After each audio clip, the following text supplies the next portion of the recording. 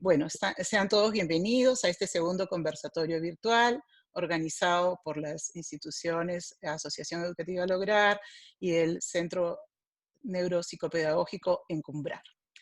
Hoy van a participar con nosotras 4 panelistas, incluida yo, y esperamos poder responder a las inquietudes que nos han ido presentando ustedes a través de su ficha de inscripción, donde nos han podido presentar sus preguntas, dudas, comentarios acerca de cómo poder ayudar mejor a sus hijos en estos tiempos de cuarentena, sobre todo dado el gran cambio que se ha producido con el uso de la escuela virtual.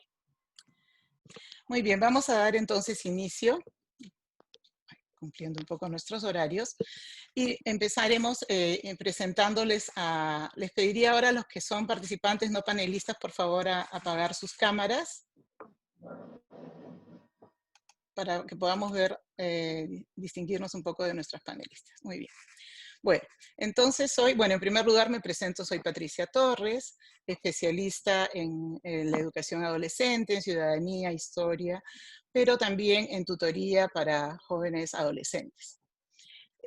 Luego tenemos a Lila Claribel. Lila, por favor, levanta tu mano para Lila Rodríguez. ¿Qué tal? Ella es neuropsicopedagoga, es la directora del Centro Encumbrar y también especialista en todos los temas de psicología educativa. También nos acompaña Ana María Narváez. Ana María, ¿puedes levantar tu manito? Ana María Narváez es especialista en formación docente y también en todos los aspectos de lógico-matemática. Y tenemos también a Beatriz Narváez. Beatriz nos saluda también. Beatriz es especialista en lo que es el área de comunicación, tanto en primaria como conocimientos de lo que son los temas de secundaria. Y bueno, entonces, sin más, vamos a empezar dándole la palabra a Lila, que empezará, como les anticipamos, contestando las preguntas que ustedes nos presentaron.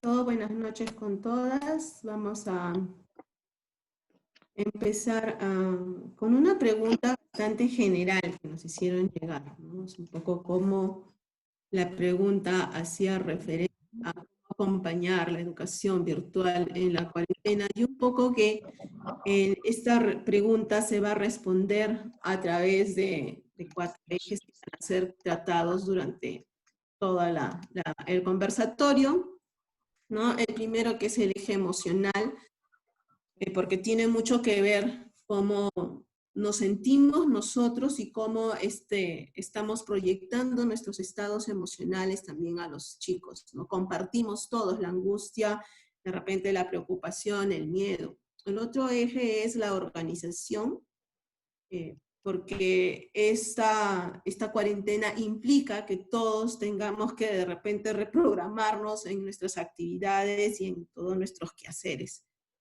Exige de nosotros también bastante adaptación y tolerancia, adaptación a las circunstancias y tolerancia entre unos y otros. Varios de las personas que apoyamos durante esta época en cuarentena vía online aquí en el centro, nos comentan, o sea, a veces las dificultades que se hacen de relaciones entre unas y otras personas. O sea, somos familia, pero somos diferentes y hemos estado acostumbrados de repente a salir de casa para ir al trabajo y venir a encontrarnos por pocos instantes.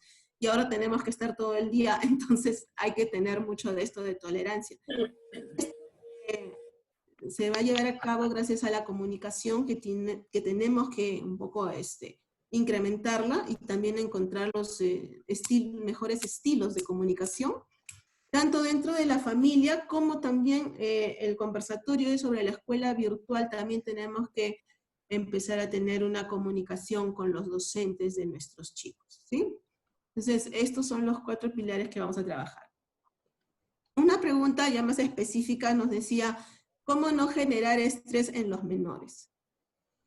En la primera imagen ustedes pueden observar un niño llorando y la mamá ya casi al borde también de la desesperación. El estrés no es propio de las criaturas, o sea, el estrés también se contagia. Así como contagiamos la alegría, también podemos contagiar la ansiedad y la desesperación. Entonces, porque tenemos nuestras neuronas espejo que copian todo. Entonces, también el bebé percibe en el rostro de la mamá, en la temperatura, en el tono de la voz, en todos esos elementos de la comunicación no verbal, también se transmite este estrés a los pequeños.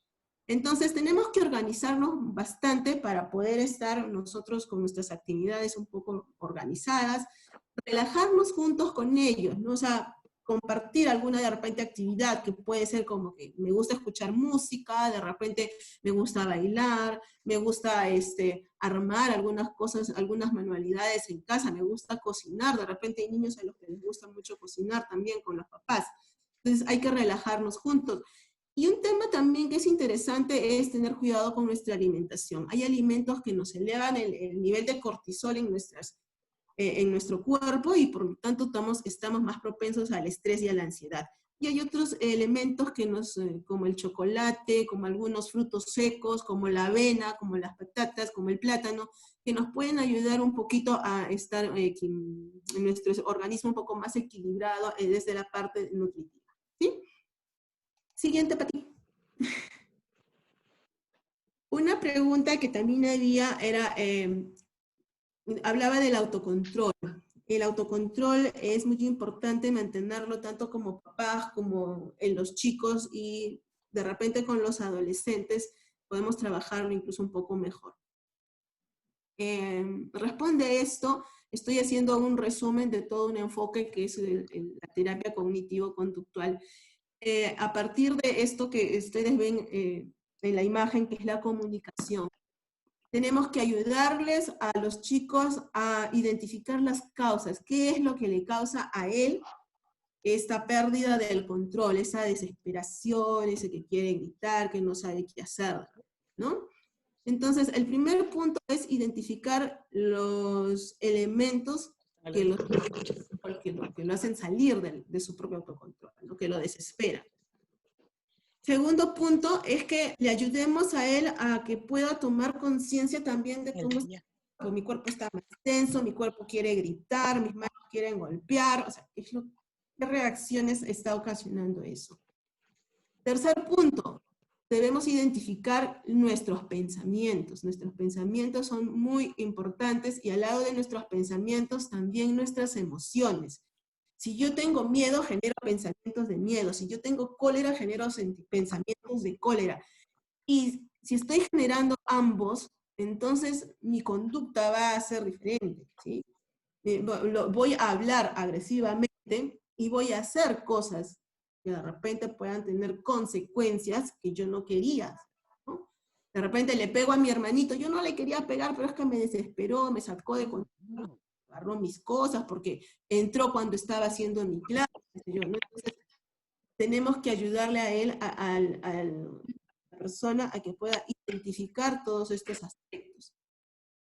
Y luego de que ha visto las consecuencias, ayudarlo a encontrar alternativas. ¿Qué alternativas puede presentar para que el hermano entre, para que el hermano no entre cuando él está ocupado, o para que no le agarren sus cosas, cuando pierda el control de repente también cuando está en clase, ¿no? Entonces, tenemos que buscar para ello el momento apropiado, porque muchas veces los adolescentes, como ven en esa imagen, o las personas, ¿no? También los niños les pasa, no quieren hablar en ese momento, entonces tenemos que buscar el momento adecuado para poder realizar todo este proceso con ellos, ¿sí?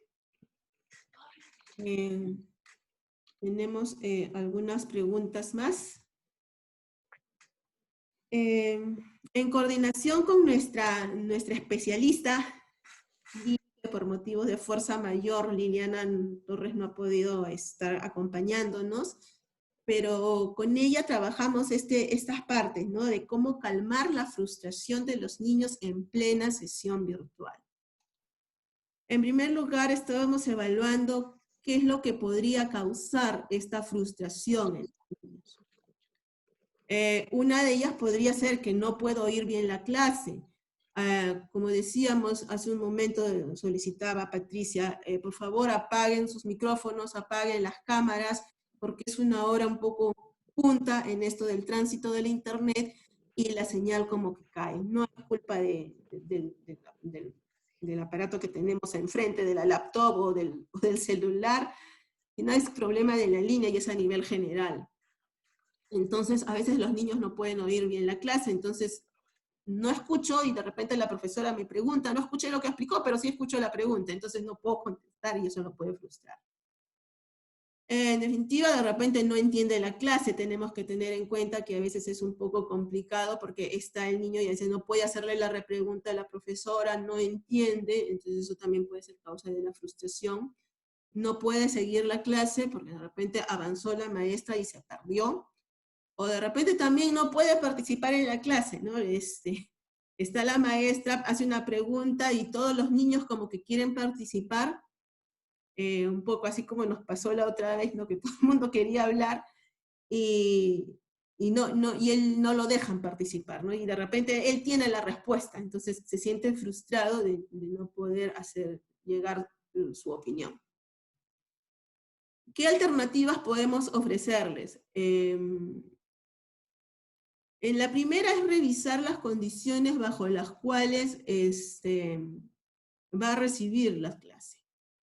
Es importante que tengan los materiales listos, el ambiente preparado, ¿no? O sea, vamos a más adelante, Anita, Ana y Beatriz nos van a conversar un poco sobre la organización, pero las condiciones para recibir la clase son muy importantes.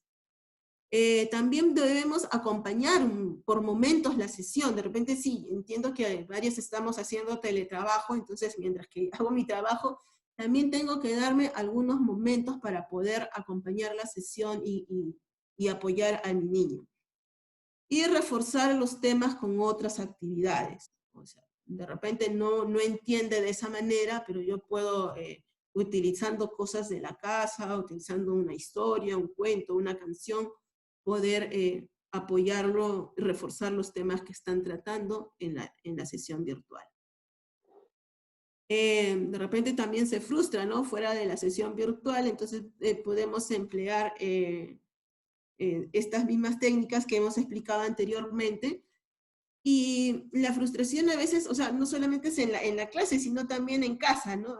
Cuando de repente nos demoramos en acercarle algo, o de repente perdió y también se frustra, entonces es un buen momento para trabajar con los niños esta tolerancia. Es buena idea intercambiar tareas con clases, con juegos para los chicos se relajen. Me parece una excelente idea. Recuerden que no todos los niños tienen igual tiempo de atención.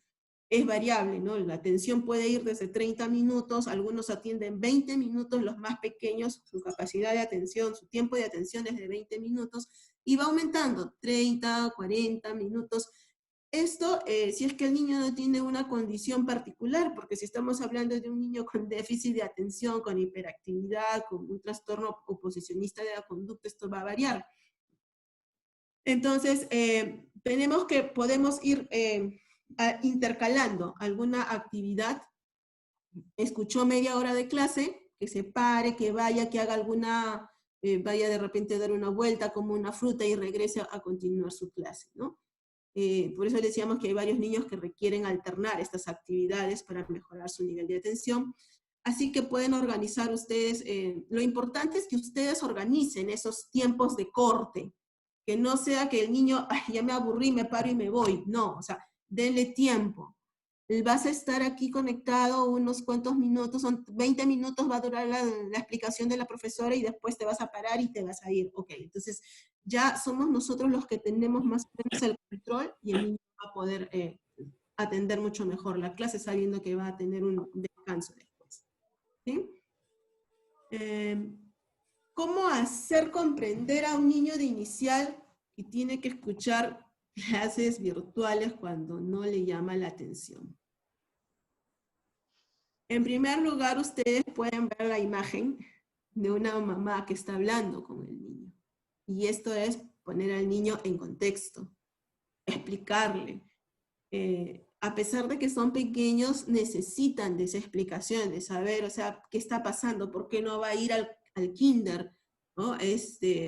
Cómo va a ser la clase, cuánto tiempo va a demorar, qué es lo que van a tratar, qué es lo que queremos nosotros lograr con estas actividades. Adaptar otra vez la adaptación del espacio y las necesidades del niño. Recuerden, cada niño tiene necesidades diferentes y este pequeño también vamos a tener que considerarlo dentro de nuestra organización. Algo muy importante en la siguiente foto dice, somos los primeros motivadores. Es decir, que nosotros tenemos que con alegría y entusiasmo presentar al niño, y además, o sea, no solamente al pequeño, sino yo creo que a todos. Hay que presentarles con mucho entusiasmo esta situación. Vas a aprender, vamos a continuar, no nos estamos parando, no estamos paralizados. Entonces es una nueva forma, pero puede ser muy productiva, muy provechosa. Caso contrario, generamos ansiedad en el niño, ¿no?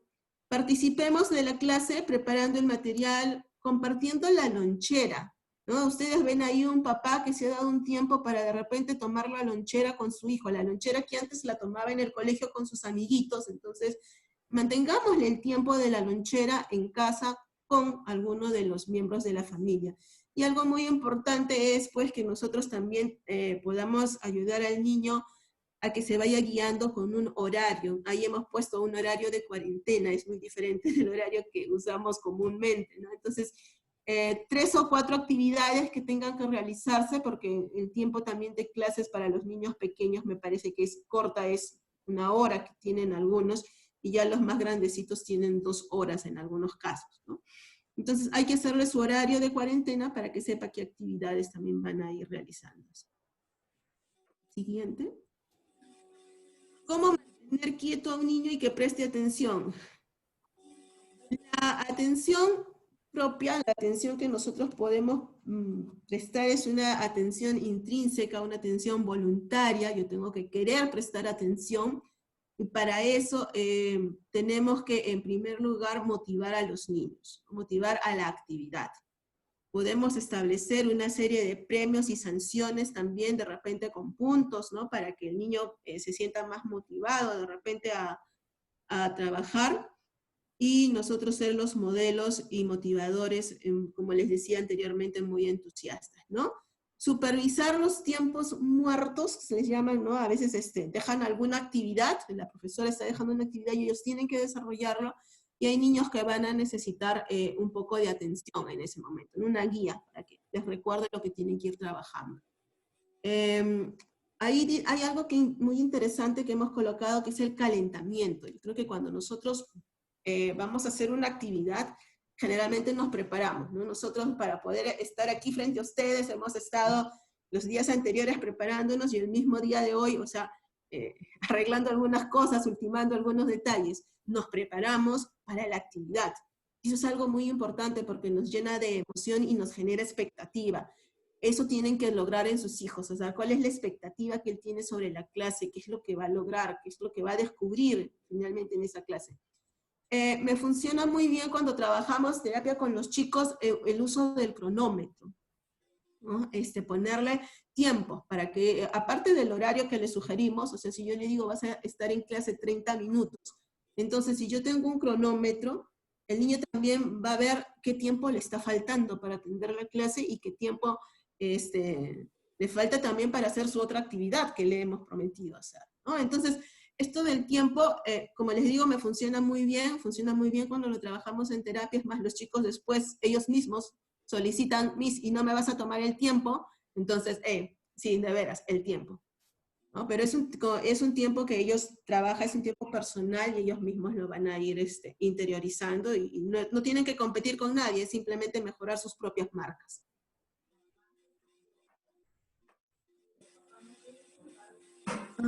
Listo. No puede ser, no.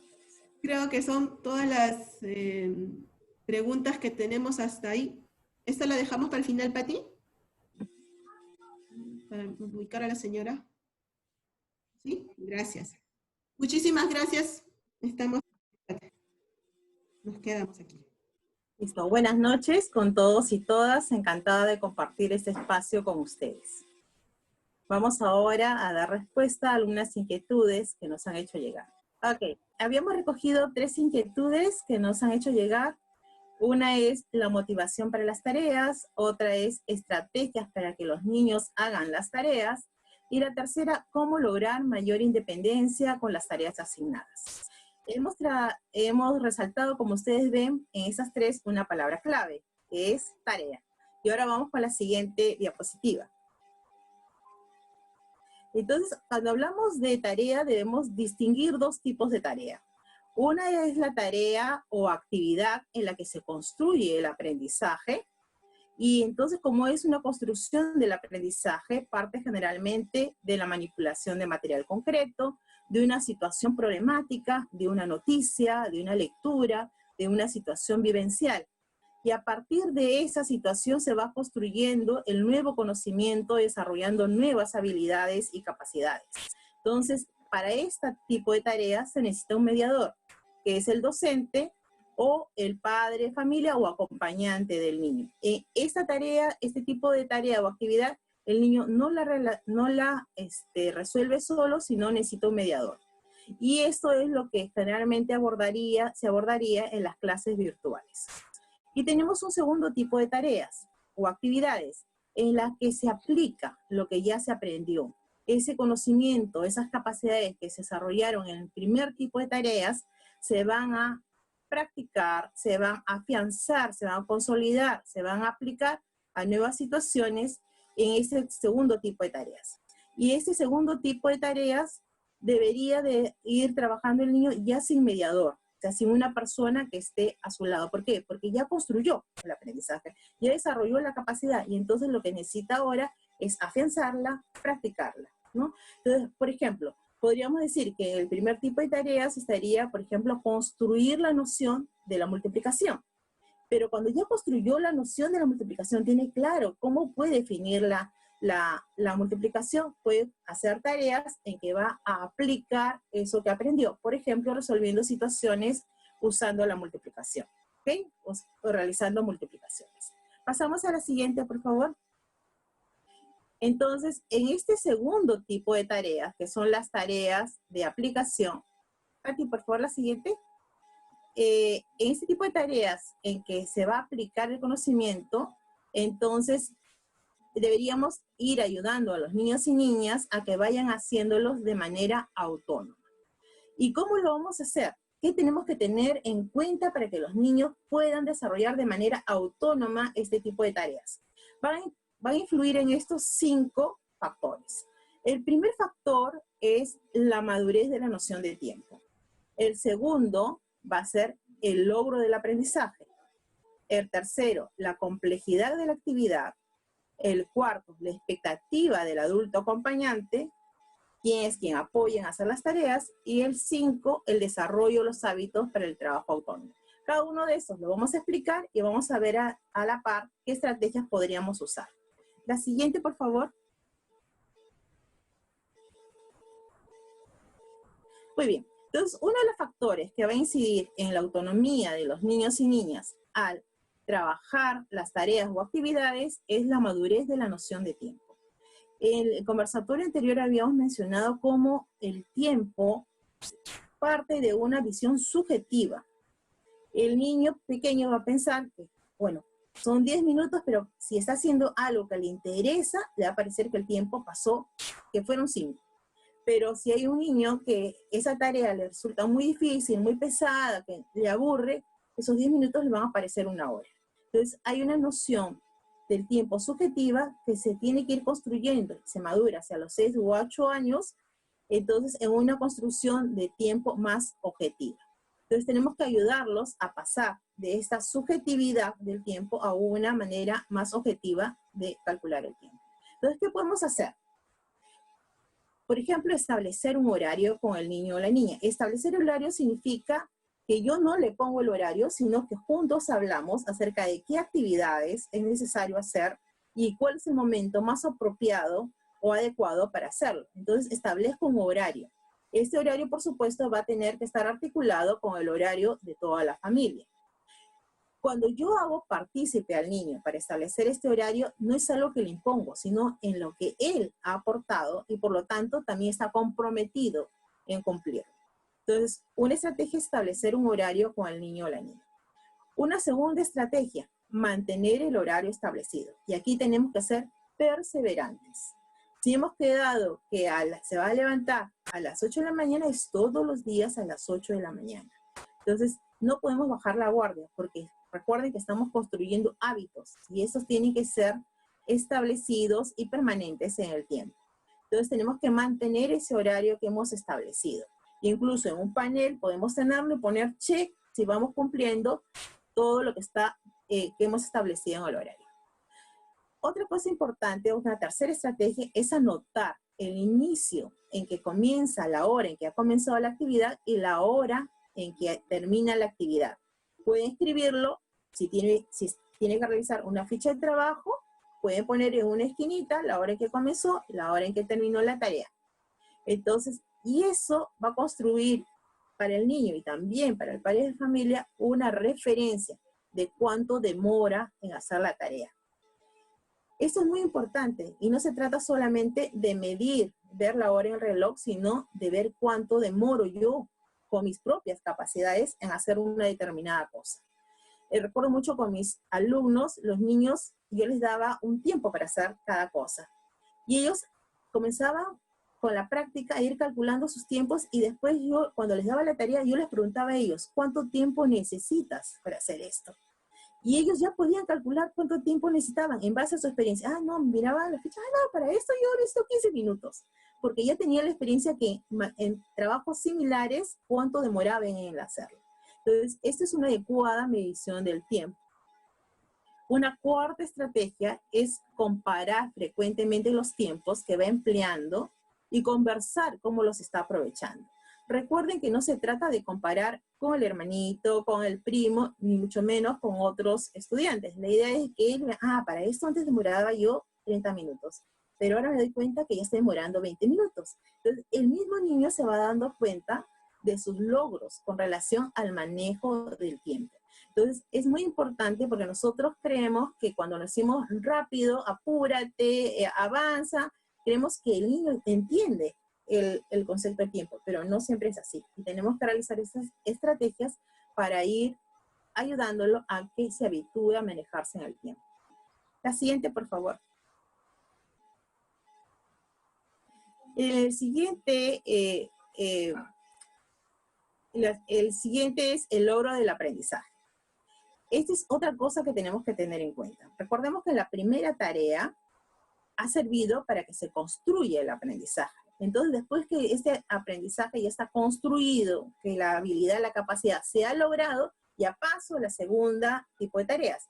Pero, ¿qué pasa si en esta primera no logré el aprendizaje? No llegué a construir esas nuevas ideas. No desarrollé adecuadamente la capacidad. Entonces, me enfrento a las tareas de reforzamiento sin haber logrado el aprendizaje. Entonces, ahí el niño siente que no puede, se frustra. Entonces, ¿qué tenemos que hacer? Asegurarnos de que haya logrado el aprendizaje. ¿Cómo podemos ayudarnos a eso? Pues con dos estrategias. Una es conocer el objetivo de la clase previamente a la clase virtual.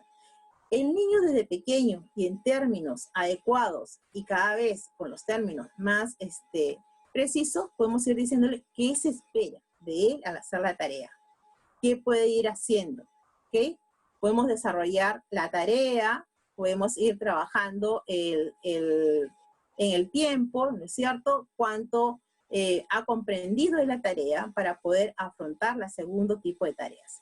Y después pedir que el niño o la niña nos expresen qué es lo que aprendió en la clase. Si no lo ha comprendido bien, entonces hay que darle una retroalimentación para poder completar este aprendizaje y que lo pueda hacer de manera autónoma el segundo tipo de tareas. Siguiente, por favor. El tercer factor que incide en la autonomía de los niños al hacer la tarea es la complejidad de la actividad. ¿Qué podemos hacer para que el niño pueda hacer su tarea de manera autónoma? Podemos pedirle al niño o a la niña que lea la indicación en voz alta y que nos explique qué es lo que tiene que hacer.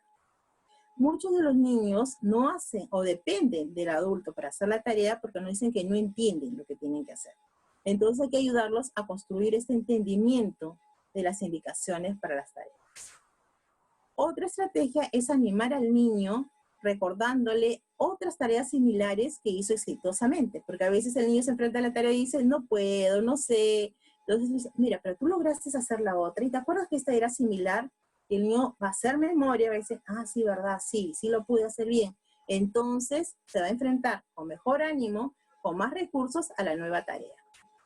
Después hay que pedirle que indique, si te dice, no puedo, no sé cómo hacer la tarea, pedirle que indique qué partes de la tarea son las que les parezcan difíciles o que crea que no las puede hacer.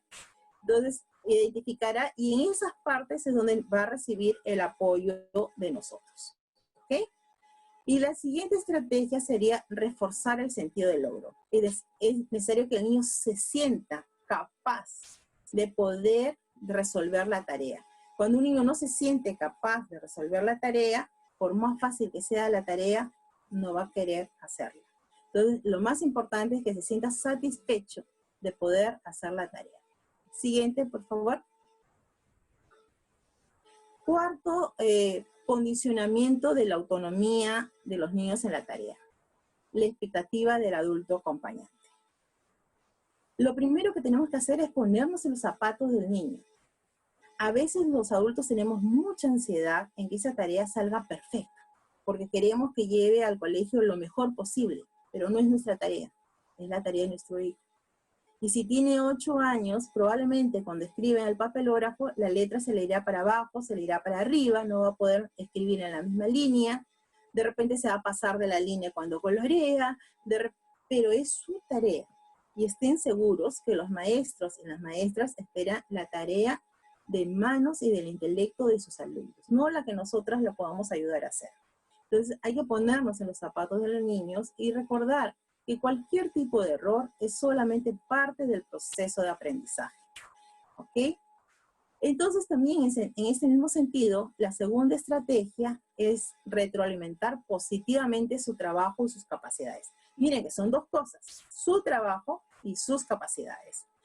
Incluso puede ser que el trabajo sea perfectible, que haya que mejorar, mucho, poco, qué sé yo, pero lo que tenemos que también es fortalecer la capacidad. Puede ser que en esa tarea no la atinaste, pero eso no quiere decir que tú no tengas capacidad, sino que en esto tienes que mejorar, ¿ok? Son dos cosas, retroalimentar positivamente la tarea y también retroalimentar positivamente sus capacidades.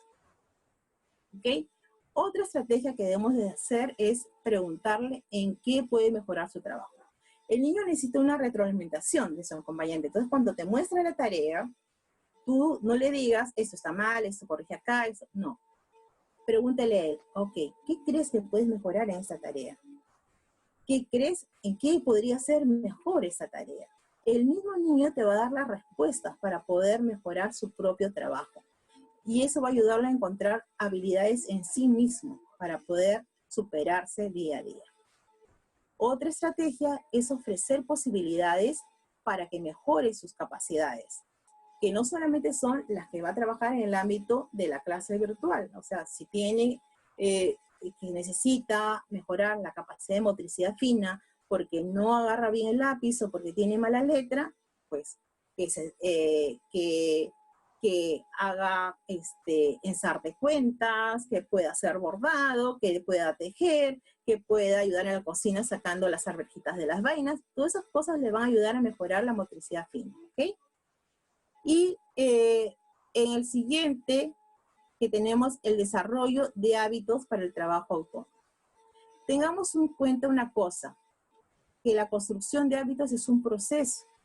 Ahorita quisiéramos que ya llegáramos a la meta, porque es lo que necesitamos. Pero recordemos que la cuarentena hace más o menos de 2 meses. Entonces no podemos construir hábitos de trabajo autónomo en este poco tiempo, sino que se tiene que ir construyendo en un proceso, poco a poco. Y entonces tenemos que fijarnos en la meta, pero también en el proceso. ¿Cómo lo vamos a ir logrando? La siguiente estrategia es animar la autonomía en las actividades diarias, de todo, en todo. O sea, la autonomía no es solamente para hacer la tarea, la autonomía es para hacer sus hábitos de aseo, la autonomía es para hacer los quehaceres que le hemos que ha asumido en la casa, poner la mesa, tender su cama, etc. La autonomía es en general. La autonomía lo que es una cualidad de la persona. Entonces tenemos que irla construyendo a partir de la escolaridad, pero también dentro de todo el ámbito que implica el desarrollarse como persona. Y el tercero es aceptar los procesos propios de cada niño y niña. Cada quien tiene su ritmo, cada quien tiene sus propios procesos y vamos a ir trabajándolos de manera sistemática, poco a poco y con participación de cada niño o niña. ¿Ok? Entonces, vamos a continuar ahora con Beatriz, que nos va a dar otros alcances acerca de estos, cómo acompañar a nuestros niños y niñas en las tareas escolares en estas circunstancias que nos ha tocado vivir. Gracias. Muy buenas noches con todos. Gracias por participar, por estar presente y sobre todo felicitarlos por el interés que ponen justamente en este proceso de aprendizaje de sus hijos. Como bien ya saben, la vida nos cambió y ahora la escuela se volvió virtual, es decir, todo ese espacio en el que voy a corretear el niño que estaba en interacción con sus compañeros y con sus maestros, se volvió a nuestra casa. El rol que han asumido ustedes es muy valioso y la oportunidad que nos están brindando también en este tiempo es sumamente aprovechable. Entonces, ustedes se volvieron mediadores y toda la familia se volvió compañeros de trabajo. La escuela ahora sí está remitida solamente al espacio web, pero sin lo que más le divierte al niño, que es el recreo. Entonces, ahí es una parte que también tenemos que acompañar y tener presente dentro de lo que nos han mencionado nuestras compañeras sobre los espacios de disfrutar también de la familia. Vamos a ver aquí ahora algunas inquietudes que nos han hecho llegar. ¿Cómo lograr que nuestros niños realicen las tareas en forma autónoma? Y cómo adecuar un ambiente de estudio. Vamos a ver en la siguiente diapositiva. Vamos a trabajar esto la primera pregunta a través de dos principios básicos del aprendizaje. Bueno, vamos a ver primero qué es autonomía. Autonomía, como ya lo han estado mencionando, implica varias cosas. Implica pensar, criticar, decidir, construir, crear, pero todo parte de que uno mismo pueda realizarlo. Entonces, implica muchas cosas. Por ejemplo, hábitos, que ya los mencionaron. Responsabilidad. En esto no tenemos mucho problema porque si un adulto o los padres de familia son responsables, los niños aprenderán rápidamente a ser responsables. Tomar decisiones. Esto siempre con alguna supervisión del adulto, pero que los niños, parte de ellos, tomar sus propias decisiones. También considerar y enseñarles a los niños que toda acción tiene consecuencias. Eso que esté bien claro, porque algunas cosas que ellos pueden realizar pueden tener logros y premios, o pueden tener alguna repercusión que no sea la deseada. Y sobre todo, confianza y confiar en nuestros niños, en sus posibilidades, en sus capacidades. Todo esto es también muy valioso para construir la autoestima. Y es que no solamente estamos trabajando para este momento, sino para la vida. Y algo muy valioso, la autonomía la logramos construir en los niños entre los 7 y 8 años. Si un niño ha logrado estar en segundo o tercer grado, realizar sus tareas autónomamente, no va a tener ningún problema para hacerlo en el futuro. Pero los que no lo han logrado hasta este tiempo, bueno, hay que afianzarlos un poco más para ir paso a paso construyendo, pero no es imposible. Siguiente diapositiva.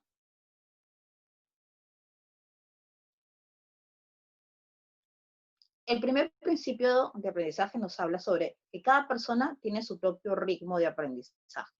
Por lo tanto, tenemos que identificar cuáles son las capacidades de comprensión. Primero, de comprensión que tienen nuestros niños. Lo podemos hacer a través de una conversación con sus maestros. Con los actuales han tenido muy corto tiempo de haber estado en aula, o casi nada.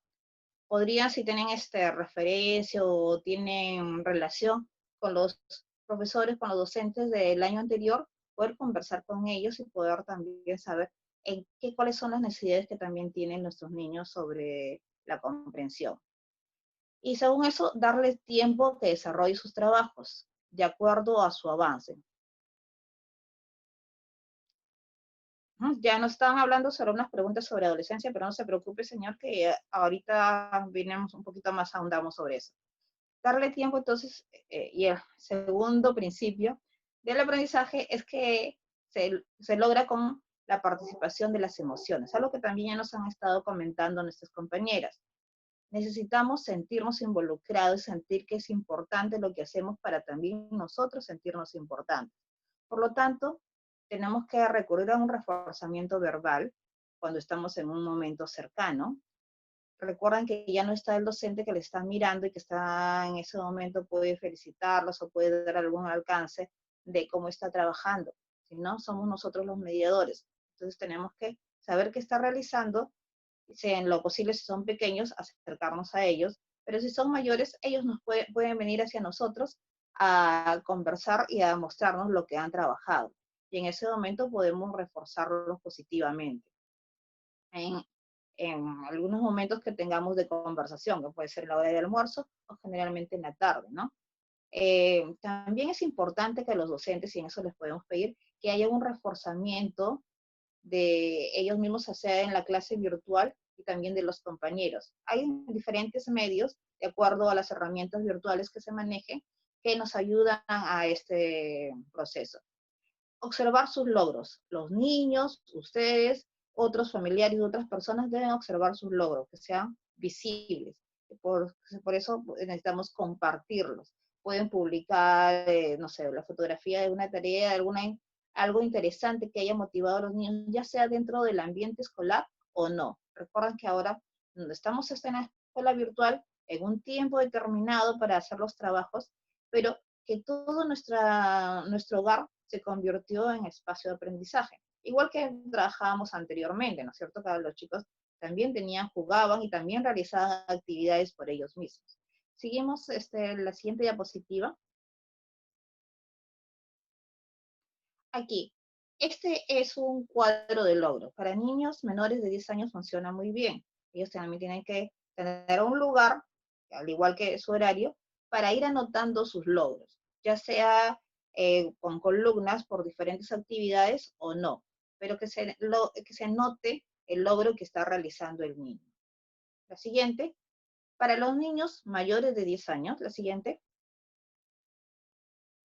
hay múltiples actividades que se pueden desarrollar, desde conversar o más horas de juego, los juegos que ellos quieren hacerlo, realizar antes de sus platos favoritos, o participar con ellos un TikTok, algo alegre. Ellos recuerden que necesitan a sus compañeros, pero no están presentes sus compañeros.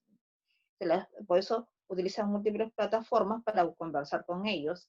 Pero es muy importante cosas que podemos hacer, tanto lúdicas o musicales, que podamos trabajar con los niños. Por ejemplo, esto del TikTok es algo, realmente que a mí me funciona muy bien. Siguiente. Vamos a ver la siguiente pregunta, con la siguiente diapositiva, que nos preguntaban sobre el ambiente de estudio. Pues el ambiente es un recurso pedagógico. Bien.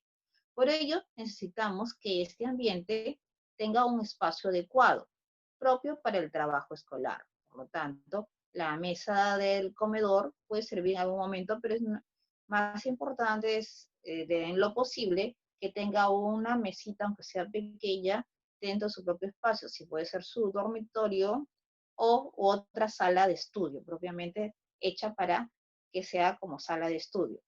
Diferenciar el espacio para descansar, para jugar y para actividades físicas. Puede ser también tiene clase de educación física.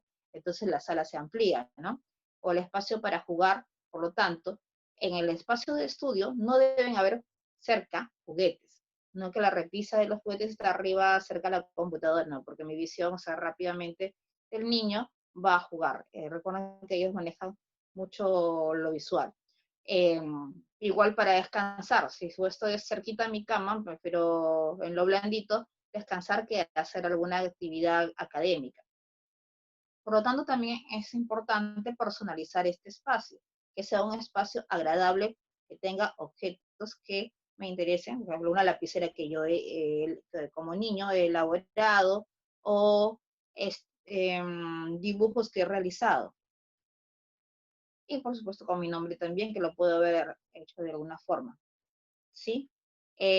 Articular también el uso de espacios, a veces no se contiene diferentes espacios o rincones en la casa para tener todas las actividades, pero el horario nos puede ayudar. Puede ser la misma mesa del comedor o de cocina, pero cambiando en los horarios diferentes, en que se puede articular y siempre respetando también las actividades de toda la familia. Este espacio de estudio requiere también tener acceso a las otras herramientas de estudio. Por ejemplo, estamos hablando del espacio físico, cerca a los libros de textos o los diccionarios, los materiales que el niño debe utilizar, igual que de repente si se puede con una impresora, o si es en el espacio virtual, tener una biblioteca virtual para el niño o el adolescente. Entonces, las principales enciclopedias o los principales vínculos que tenga el niño, podemos tenerlos en su lista, igual que la música, ¿no? Vamos a tener un listado de material que sea mi biblioteca virtual. Bueno, espero haberlos apoyado y vamos a continuar ahora con Patti, que nos va a trabajar propiamente lo que es este espacio de adolescencia. Buenas noches nuevamente. Voy a pasar entonces a contestar para ustedes las preguntas principalmente enfocadas al tema adolescente.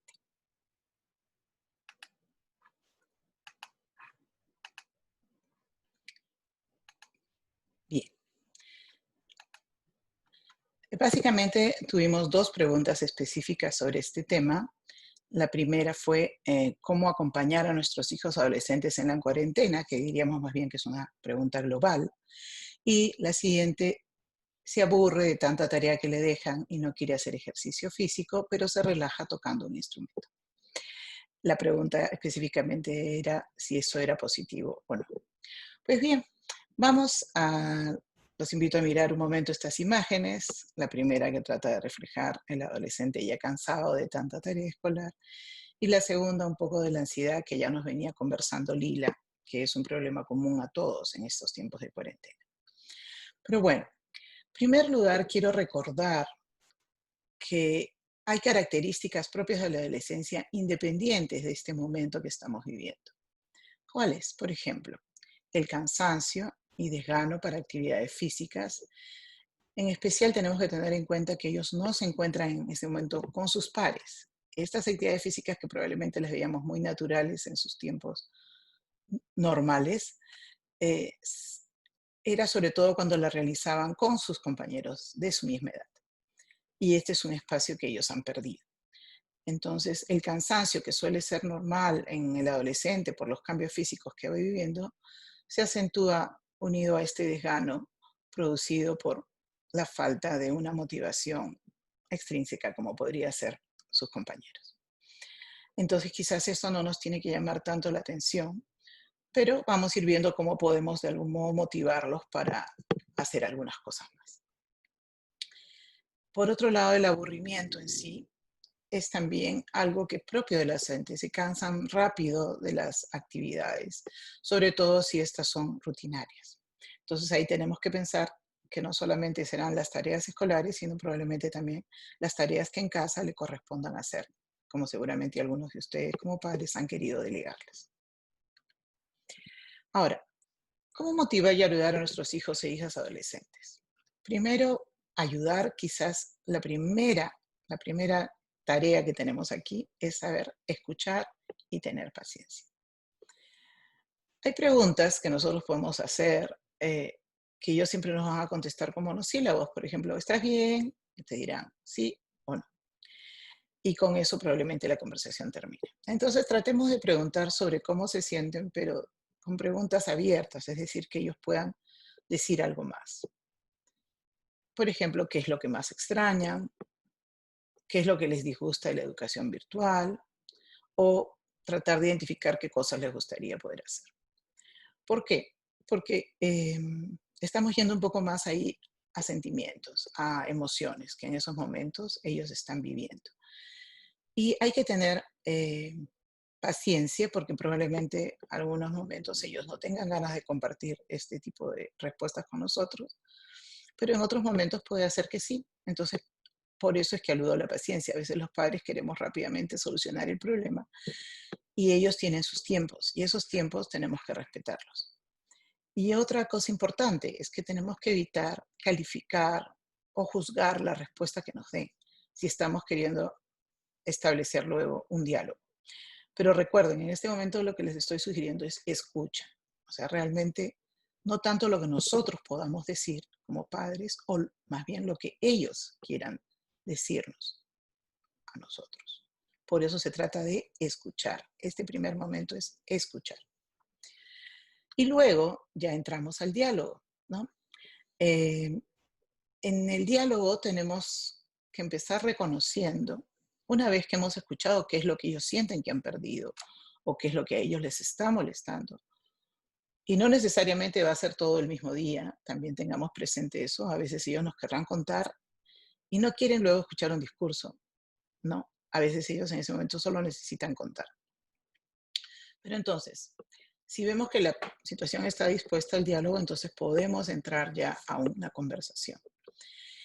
Y en ella, en esta conversación, reconocer que todos hemos perdido algo con esta vida en cuarentena. Ellos ya mencionaban probablemente las actividades con sus amigos y pares, que podría ser la más importante, no necesariamente, pero podría ser. Y bueno, nosotros también, ¿no? Nosotros también tenemos algunas cosas que hemos perdido y que las podemos compartir en ese momento. Ahora, tenemos que identificar juntos por qué las tareas escolares y las tareas de casa son relevantes, por qué se tienen que cumplir. Esto lo tenemos que, a nosotros nos puede parecer muy obvio, pero de repente ellos necesitan un diálogo sobre esto.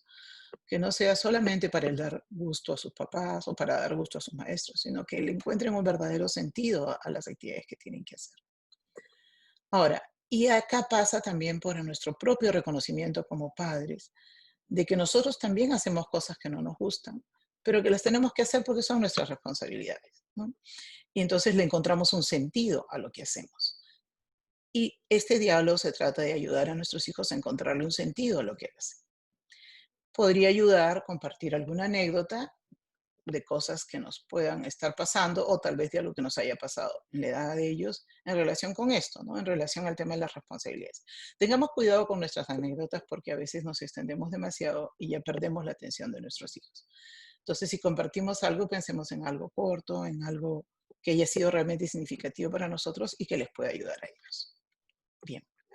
Pero ¿para qué es todo este diálogo? En primer lugar, es para establecer una buena comunicación con nuestros hijos adolescentes en este tiempo y en cualquier tiempo. Pero en segundo lugar, como la preocupación inicial de este conversatorio estaba relacionada al tema de la escuela virtual, el diálogo nos tendría que llevar a acuerdos. ¿Qué quiere decir esto? Hemos reconocido que hay un problema respecto al trabajo, las tareas escolares. Entonces nosotros queremos que nuestros hijos las puedan tomar con mayor responsabilidad. Eso es cierto, pero hemos establecido toda una comunicación mediante esta conversación que estamos sugiriendo tener. Y entonces, pero no debemos olvidar la meta a la que estábamos apuntando, que era que ellos puedan desarrollar este trabajo que es su responsabilidad. Entonces, para que esto se cumpla, para que esto se logre, tendremos que ir a la búsqueda de acuerdos. Recordemos que los adolescentes están en un tiempo en que buscan la independencia de sus padres como algo natural y que quieren reconocer un cierto nivel de autonomía en ellos mismos. Entonces, en el acuerdo vamos a poder tomar en cuenta su opinión, tomar en cuenta su decisión, así como nuestra opinión y lo que nosotros queremos proponerles. Y bueno, por ejemplo, si se trata del trabajo escolar, acordamos tiempos de realización. ¿Cuánto tiempo vas a dedicar a esto? Y no estoy hablando solamente del tiempo de escuchar las clases, sino también el tiempo de resolver las tareas o actividades que puedan tener como tarea, que algunos profesores las están dando de día a día, otros las están dando para una semana. Entonces, que ellos puedan organizar este tiempo, como ya habían mencionado también Ana María y Betty, no quizás con estos necesariamente modelos que hemos visto porque estaban dirigidos más a niños, pero se acuerdan horarios y se puede establecer un horario en físico, incluso en un lugar visible. Pero la idea es acuerdo, o sea, el adolescente o la adolescente tienen que decir, sí, esto me parece que está bien para mí, y ustedes, ok, también está bien para mí. Pero ellos probablemente quieran recibir alguna recompensa, si se quiere, a cambio. Y por eso hablamos de un acuerdo. Entonces, de repente ustedes no quieren que ellos estén muchas horas chateando con sus amigos en Instagram, en TikTok o la actividad que ellos quieran hacer virtual. Pero bueno, hay que ceder también, ¿no? O sea, porque son espacios donde ellos están comunicando con sus pares. Entonces, en este acuerdo puede estar muy bien, en este horario yo lo tengo para mi trabajo escolar y en este otro lo tengo para compartir con mis amigos. Y podamos proponer también, no necesariamente poner un horario para no hacerlo muy rígido, pero proponer algunas actividades juntos, ¿no? Acá en la imagen tenemos una partida de cartas, que podría ser. Hay muchos juegos de cartas divertidos para poder hacer en familia. O también pueden ser otras actividades si el espacio de la casa lo permite, como hacer ejercicio, bailar, cosas que puedan hacer juntos y que puedan ser realmente divertidas. Entonces, creo que con estas ideas termino por mi parte y los dejo con Lila, que va a responder algunas preguntas. Gracias, Patricia. Con respecto a los adolescentes, ¿funcionan los horarios? Y yo creo que es importante, muy importante para todos el que nosotros podamos organizar horarios, nuestras actividades. El orden en nuestros pensamientos no parte de adentro hacia afuera, sino de afuera hacia adentro. Orden en mis cosas, orden en mis actividades, orden en mis tiempos, orden en mis ideas, orden en mis emociones. Entonces, no va a ser igual para todos, por supuesto, pero sí es importante que trabajemos la organización a todos los niveles. Como ya lo dijo Patricia, o sea, la diferencia con el adolescente, que también se puede trabajar con los niños, pero en el adolescente es mucho mayor esa importancia de que él pueda plantear en qué momento puede hacer sus actividades. Y ahí hay algo que tenemos que ya más bien nosotros como adultos entrar a trabajar. Porque él puede querer, por ejemplo, si los chicos dicen, no, yo quiero primero juego y después hago mis tareas, ¿no? Entonces, ahí va la habilidad en cuanto a comunicación de los papás para poder ayudarle a los chicos a ver qué es lo más conveniente para él en base a los resultados que se quiere obtener. Inclusive ya se les decía a los papás, si no quieres y se pone tan rebelde, ya déjalo para que experimente, porque a veces también necesita él probarse a sí mismo que puede o no puede. Entonces, es algo muy importante que esto se dé dentro de un ambiente de comunicación y mucha confianza. Porque lo que el adolescente también quiere, o sea, si bien es cierto, como dice Pati, podemos arreglar a llegar a acuerdos familiares, que es muy, muy bueno, estos acuerdos familiares más o menos formales, yo lo sugería en las terapias de familia hacer como una especie de junta familiar, ¿no? Y le daba todo el enfoque de junta. Entonces tiene que haber un presidente, un secretario, un vocal, alguien que vaya tomando nota de los acuerdos, y donde todos participan. A veces nos quejamos de que no hablan mucho los chicos, entonces démosle la oportunidad para hablar, que se sientan escuchados, se sientan comprendidos, se sientan que tienen un espacio y una oportunidad para poder plantear también lo que quieren, ¿no? Entonces, esto es algo que les invitamos a ustedes a que puedan ir poniendo en práctica y que, bueno, nos hagan llegar también sus comentarios de cómo les va yendo y qué más podemos ayudarle específicamente en cada caso, porque a veces hay un hijo adolescente que es único, a veces tiene hermanos pequeños, a veces tiene hermanos mayores, entonces las características en cada familia se van configurando de diferente manera. Mi pregunta es, ¿cómo crear un bond entre un adolescente, un niño de 7 años y un niño pequeño?